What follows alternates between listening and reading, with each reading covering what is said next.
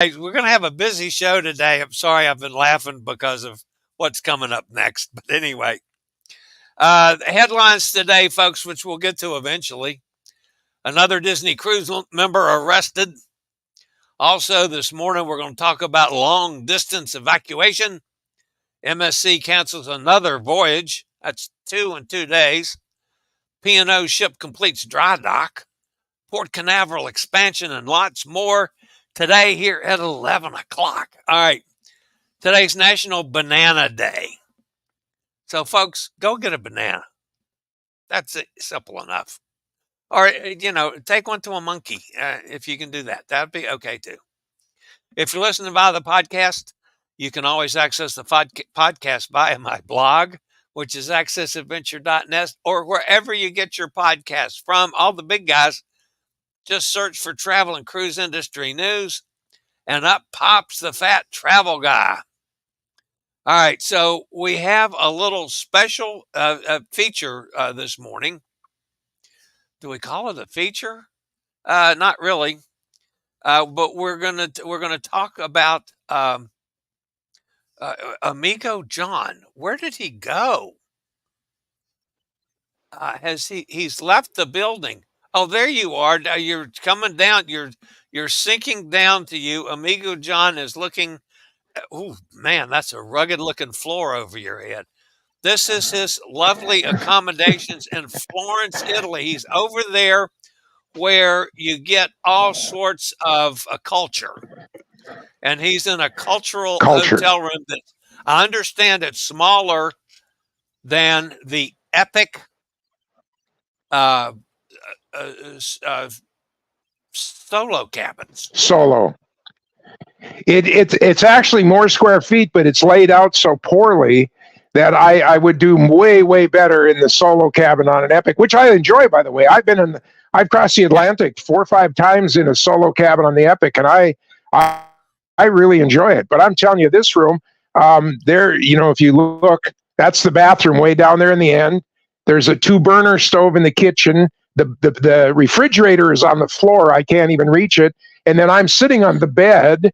This is like, and that's the other end. The only thing that's really cool is look up at the ceiling. Isn't that, they really did it in that Tuscan style, but it was designed with a sofa bed. And so when the sofa bed would be folded up, then there would be some room. But now that they've put in a double-size bed, I stub my toe every time I go to the bathroom, which, of course, as for us old guys, that's multiple times during the night. I don't hardly have any toes left by the morning. Yeah, so. All right, so now I got 2 serious questions for you, John. So you left home. All right. And we had tax day. Now, is there any relation to the fact that we celebrated tax day and you skipped the country? No, everything was all sewed up, and the feds didn't need anything because of the new business we got going, and the state got their slice before I left. So, okay, yeah, no connection to that. No connection. I was just worried about it. So then you get over, you fly over the South Pole or however the hell you go to get over there, and you land in Florence, or you didn't. You landed in Rome, and then you hitchhiked to Florence. So, but I thought we took a train. The question I have for you is when you pose to have your buttocks carved, was it cold? No, Florence is experiencing an unusually warm. Nope, Florence is experiencing unusually warm right now. It was cold last night. It's the first time there. You can see my heater up there in the. That's my little air conditioner heater thingy. But it's the first time that I used it. Usually, I've been putting it on every morning for just 5 minutes or so to kind of take the chill off. But last night, it was on all night. We were in the 60s last night, low 60s. But daytime, it's the perfect time to be in Florence. It's like 75 every afternoon. And the beautiful thing, about most of Italy, in Germany too, is that there's very little wind.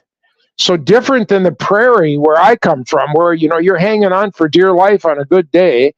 There's very, very little wind. So we sit out on the street. We have three places that we kind of go between. We start with breakfast at 10 o'clock, and we end up with supper that goes till about 11 at night. And we're just outside, and the people are friendly. We're living in an area called Old Town, and nobody lives here anymore. It's literally 20,000 Airbnbs. That because they make a fortune, in a month. You can rent the place for $600 a month, or you can make $3,000 a month easily on an Airbnb. So the whole area has been turned into Airbnbs. I mean, it's so funny. You hear more English on the street than you do Florentian. Florentian, is that a word? Florentian? You dance Florentian.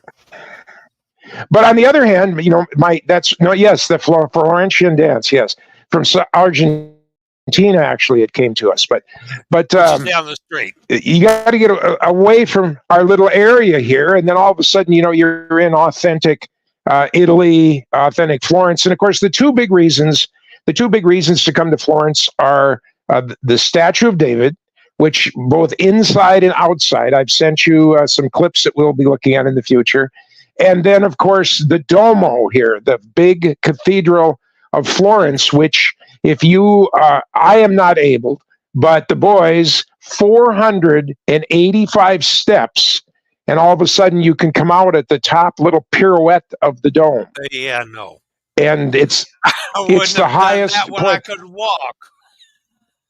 But what we're trying to do is we want it so when they come out and look around the little portico up there, I'm going to be down at the ground filming them while they're filming me. We're going to try and make that happen yet. Yeah, see if we that can would work. That would be cool. But got into the dome. By the way, want to tell you the dome is exceedingly friendly to those of us that are mobility abled. There's a secret door, and we're going to let out the secret door to access. You just show up, and they let you. The guy just kind of goes, "Come in, come in, come in," and you have act. Now you have to pay if you wanted to do the walk all the way up to the steps, but for ground access to the entire dome, absolutely no charge to anyone at any time. But there's a whole bunch of people that are selling you tickets. You can buy skip the line tickets, climb the. Some of them are $150. And I'm telling you, you don't need it. All you need to do is buy the $13 or $14. If you want to climb the steps, you buy that at the dome, or you can do it ahead of time, but do it on the dome website, not these other website places. But the beautiful thing is, if you're mobility challenged, we skipped 1,000 people, and we just he just ushered us right in. Spent about an hour just on the main floor of the dome. It's unbelievable.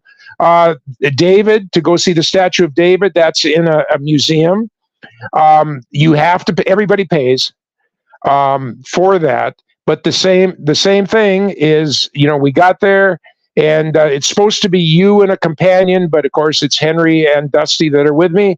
So the guy just kind of goes, follow me. Dusty had to go in the regular way. He took him to the front of the line, and he had to go through the airplane security stuff. We went, the back way again, and then they inspect you, but it's more of a personal in your face rather than going through the machines and everything. And then, because, the Statue of David, one of probably the most valuable things in the world. And so the security is high. But there's the museum is very interesting, and then alongside of it is a historical music museum with pianos, harpsichords, clarinets, accordions, from the first examples of these musical instruments, and just a wonderful time. All completely flat, easy to move around in. There's no pressure. You can stay at the Statue of David as long as you want. We were easily there an hour and a half. They control how many people come in. So at the entrance there's a TV screen, and it kind of varied between 749 and 779. That's how many people were inside at one moment. But when you're in, you're in, and until you want to leave, you go out. They click you out, and then two more people go in on the other side. And but what a wonderful place! Just so exciting. And so that's my two big things. We were on the hop on, hop off bus. We've talked about that in various cities. Also, very mobility challenged friendly. And you can go upstairs, but it was like 80 degrees outside. The boys are upstairs. I'm sitting downstairs in the air conditioned comfort. Nice cool. Yeah. And so again, really nice. The Rome airport, by the way, we'll talk about that. Incredibly mobility friendly. I have not flown out yet, but we'll see how that goes when it's time to. That's Friday. Going from here, I have a direct flight from Florence to Frankfurt on Air Dolomiti, which is the Italian subsidy of Lufthansa. Dusty couldn't get on my flight; it's full. So he's flying Air Dolomiti to Munich, switching planes, and then Lufthansa on to Frankfurt. But we'll get picked up there, driving about 90 miles toward the French border, where that'll be home base for the next 8 days after that. And lots of access for you. The place that you're going to hear about, and I hope your ears perk up, because Stanley Tucci went on and on and on about the big food market, the big food court in the food market. Yeah. Not accessibility friendly, and it's not worth going to anyway. We spent $50 in food, and none of the three of us had anything good at all compared to what you can just get on the street out here. So we want to talk about that, especially none of that. They trapped me because, see, I use a walker. So the boys took the walker and we went up the escalator,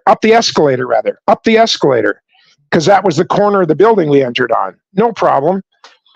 We do the whole thing. Not a very good experience anyway. But then to leave, we go to the elevator. The elevator is out of service. Oh, nice. Yeah. So just not user friendly. And in my humble opinion, opinion of three of us, some things are really worth driving out of your way for and taking a look at, and some things are not. And we specifically found one that is certainly not mobility favorable.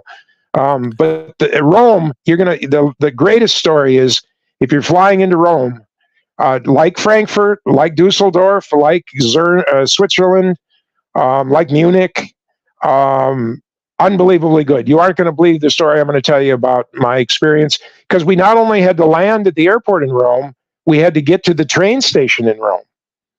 Because we flew into Rome, jumped a train up to here. You won't believe the great service, the unbelievable out of their way, and no money. It won't take any money. So lots of news coming up. I'm amazed that we've been working here this long without. I have really crappy. Oh, did I mention there's no internet in my little place here? I'm just using my cell phone. Your phone. So and I'm in between. There's really thick buildings here. I'm glad it's working for us. So exciting times. But you had two questions. You only asked me one question. What was your other question? About, was it cold when he carved your butt? Oh, okay. And then I was talking about your lovely butt. I did think, however, I did say when I showed this the other day, John, that I was surprised that your butt looked so good, but the front side was a little. Well, never mind. Well, it's if you watch the Seinfeld show, remember Seinfeld when George got a little bit naked and little. Yes. Now you do know that the David you put up there is not the statue of David. That's an outdoor bronze replica of David. I used the clip of David, of the real David. Oh, good. Good. Okay. I told the ladies to guard their eyes. They were going to see. Well, and you should, because that naked picture of David was quite offensive when it came out at first because of the large, overly sculpted items on there that people just didn't like back in Rome. Matter of fact, some people threw rocks at it. There's damage on the statue. You can see where they threw rocks because they hated it because they said he made the hands too big. Too big.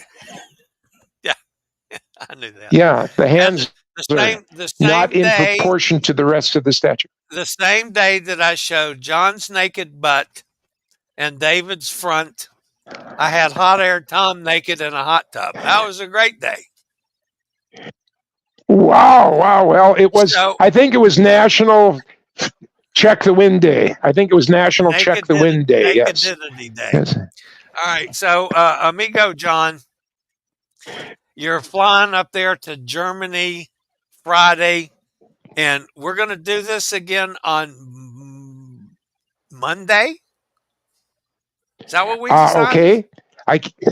I think so. And of course, I'm a little bit at the mercy of my hosts up there, and we'll let you know that it's all going to work out. But Okay. so just know that sometime next week we're going to be on. We're going to have pictures. We're going to talk about mobility because on the one hand, Europe is really the finest place for mobility challenged people. On the other hand, there's just things you got to be aware of, cobblestone streets and things, but all good news. And we hope we're just here to help make your journey a little bit more fun and a little bit easier. Awesome. All right, John. Thank you. And we'll talk one day next week, and safe travels. Thank you so much. See y'all, everybody. Back to my big Pierre to Tipedia Terra. I don't know what you call it here. So, yeah. All right. That's amigo John Reitmeyer from up there in Crookston, Minnesota, where we were just talking when I was giggling coming on the show. He and I were talking about a steakhouse in Grand Forks, which I'm going to be using in a video, and I was just giggling a little bit there. So, all right, guys, I'll be back with some news after a quick break from one of our network sponsors.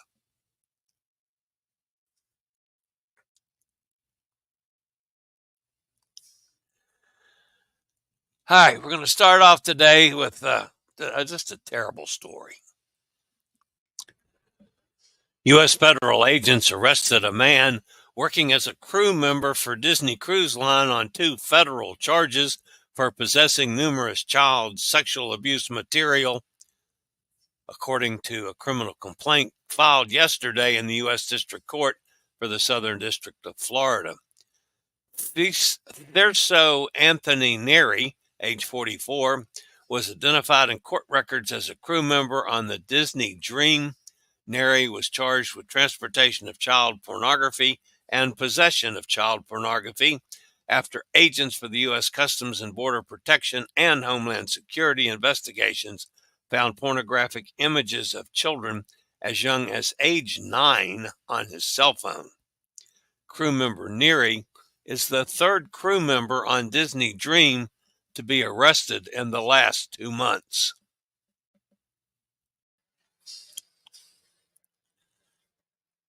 The United States Coast Guard successfully evacuated a female passenger from Disney Fantasy in a long-distance operation dramatically captured on video. The female guest was 35 years old, pregnant, and a U.S. citizen, said to be experiencing health complications that required a higher level of medical care ashore to safeguard the woman's privacy as well as that of her traveling companion. The nature of those health complications have not been revealed.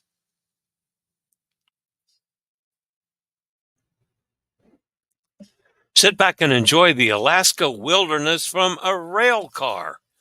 Princess and Holland America offer the Princess Rails with featured trips to Talkeetna and Denali with 3- and 4-day packages available now at 50% off. And you don't have to be a cruise passenger. Rail travel in Alaska is special, where multiple itineraries and multiple destinations await you. Just give me a call, 434-258-9264. Passengers scheduled to sail on MSC Seascape on August 24th, 2025 were informed that the cruise will no longer set sail.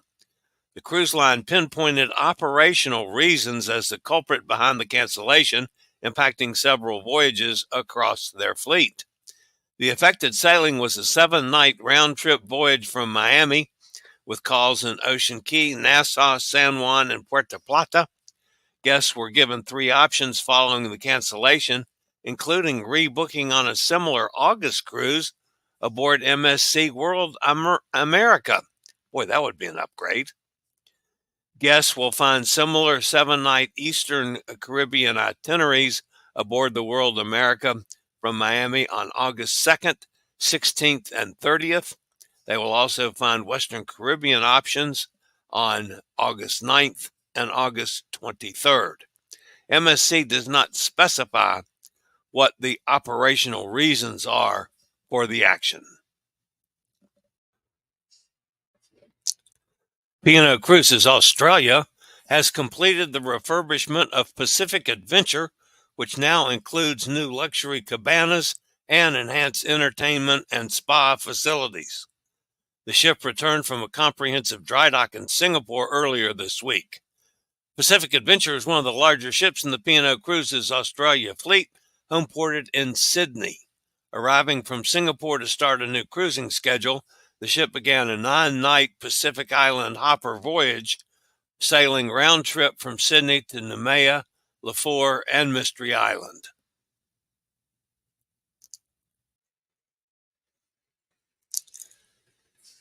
Author Ivan Cox is delighted to announce a comical cruise in the Caribbean to celebrate his hilarious novel, Cruise Ship Doctor. The Norwegian epic will depart from Port Canaveral on November the 16th for a rollicking 7-day cruise through the Caribbean, where Cox will read from Cruise Ship Doctor and regale passengers with humorous behind-the-scenes true anecdotes from his adventures as a cruise ship doctor. The Cruise Ship Doctor Cruise, sailing November 16th from Port Canaveral. Prices start at $639 for double occupancy, and solos start at $1,049 plus taxes and port charges. Join us on November 16th from Port Canaveral for the Cruise Ship Doctor Cruise. Port Canaveral is pushing ahead with a plan to have another cruise facility in place, Cruise Terminal 4, in time for the 2026-27 season. It's going to be different than any other terminal we've ever done, said Captain John Murray, CEO. It's going to be a new Port Canaveral terminal as opposed to a terminal dedicated to any particular cruise line. The reason for that is we don't necessarily get the highest utilization out of a cruise terminal that's dominated by one cruise line. Murray said that if the terminal existed today, the port could fill it with business immediately. The construction of TUI Cruises' newest ship, Mein Schiff 7, built at Meyer Turku in Finland, is approaching completion. The cruise line released details yesterday. The naming ceremony of Mein Schiff 7 is scheduled for June 22nd at the Bay of Kiel. TUI Cruises has chosen Finia Kalachani, an environmental officer who has been on Mein Schiff fleet since 2022, as the godmother of the ship. Finia Kalachani is responsible, together with her environmental officer colleagues, for the implementation and compliance with all relevant environmental regulations on board the Mein Schiff fleet. Her role as godmother emphasizes the ship's commitment to environmental protection and sustainability. This is Port of Lisbon, Portugal. Today is April the 17th. We're just in the process of docking.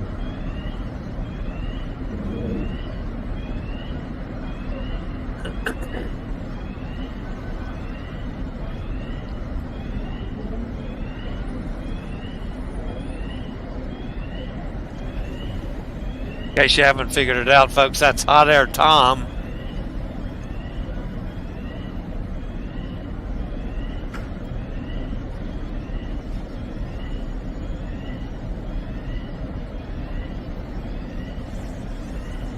got 4 other ships with us today. Jewel of the Seas from Royal Caribbean. There's Nazimera up there. And I don't remember the others offhand. Okay, that was Hot Air Tom. And then, let's see, he did some, what did he do next? He got off, he did get off the ship in Lisbon.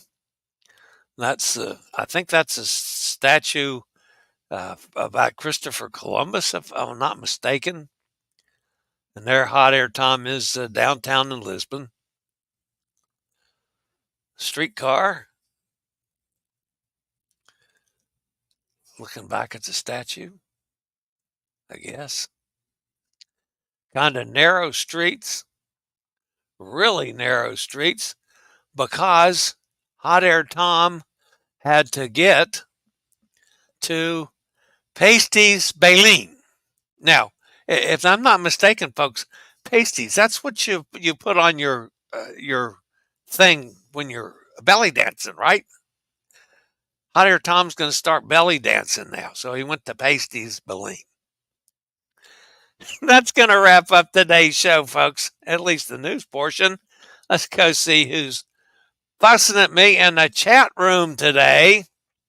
I did see that Elizabeth was with us. She's watching us from an airport. Greetings from Miami Airport, surrounded by mostly annoying people. Of course, she's on her way back to Cozumel. Steve's with us out in Kentucky. 6-hour layover in Miami, Elizabeth says. That sucks. There's Gary, older than dirt. How you doing, Gary? Mike's with us from across the pond. There's Amy. Hello, Amy. Katie's with us today. She missed yesterday. I believe it was yesterday. Happy Hump Day. Yes, it is. Bob's here. Good morning, Bob. Katie says, hey to John. Mike says, great to see John. Yeah, it was. It was good day. There's Jason. Hey, Jason. How things over there? I'm hoping to hear from you about how things went with the embarkation on the Legend. I know you didn't get out of town till late because of the tornadoes, but yeah, good to hear from you. He's on his way to that side of the pond now. There's another one, which that's one of our ex-folks, Even Rose Kate, says hello. Roger Holcomb's with us. Good morning, Roger. It's good to see John. Yes, it is. Ken is here up in Pennsylvania. Katie says, good to see you, Roger. Todd's with us. Good morning, amigo John. Amigo John was stealing the show today. Hey, yeah, that's what we do. There's Hot Air Tom. Hot Air Tom's in Lisbon.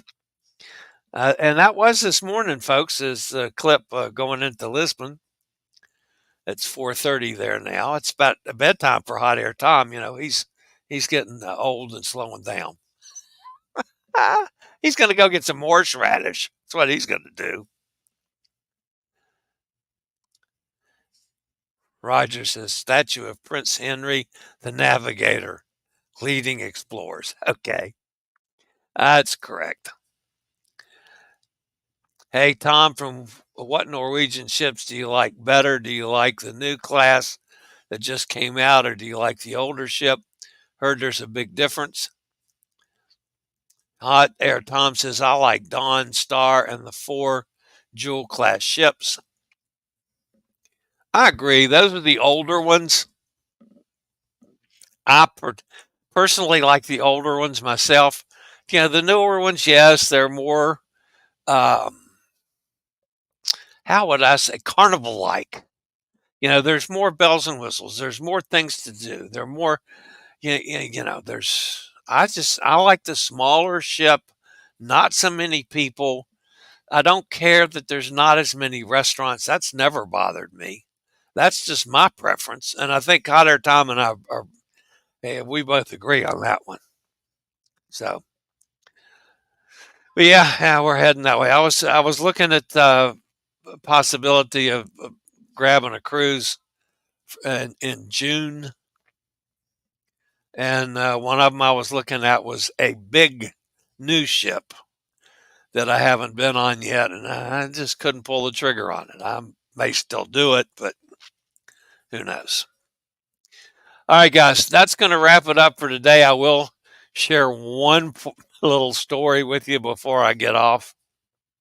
I almost had a stroke this morning. I took my car in to be, I'm going to drive to Jacksonville next week.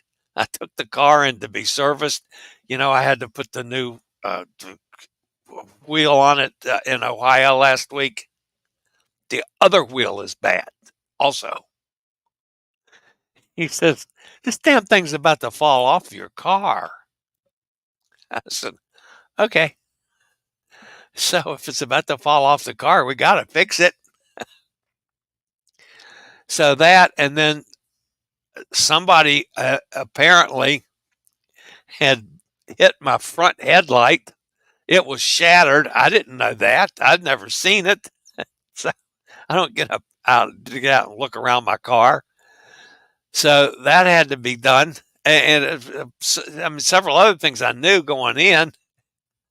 I'm going to come out of there with a $1,900 bill. And I'm going, Elizabeth. No, not our Elizabeth. Elizabeth from back in the days of Sanford and Son. Elizabeth, I feel the big one coming. All right. So, yeah, I'm poor again today. Jason says, me too. The smaller ships are better. I do like them that way, Jason. So, all right. That's going to wrap it up for today. Jason, I'm going to try to catch up with you soon, I hope. So maybe we can do a little interview or something sometime soon. All right. That's going to wrap me up for today, guys. I'll be back same time, same channel tomorrow. That is tomorrow, right? Yeah, what's today? Today's Wednesday. Oh, yeah, I got 2 more days this week. And then I get ready to go to Jacksonville. So, all right. That's it for today, guys. I'll be back same time, same channel tomorrow. Don't forget, smash that thumbs up button. If you haven't subscribed, please consider doing so. It doesn't cost you anything, and it helps the channel out a lot. And, of course, we're heading for 10,000 subscribers by the second Tuesday of next week. All right, guys. Have a great day. I'll see everybody tomorrow. As always, stay safe, stay healthy. Think about cruising, and hopefully one day soon we'll all get together on the high seas. Have a great day, everybody. I regularly post videos on all facets of the travel and cruise industry. So if you like to keep up with the latest in cruise ships, ports of call, cruises themselves, Chillie chats, and travel and cruise industry news, just hit the little subscribe button in the lower right-hand corner. Hit the bell notification so you'll be notified when a new video is up or we go live.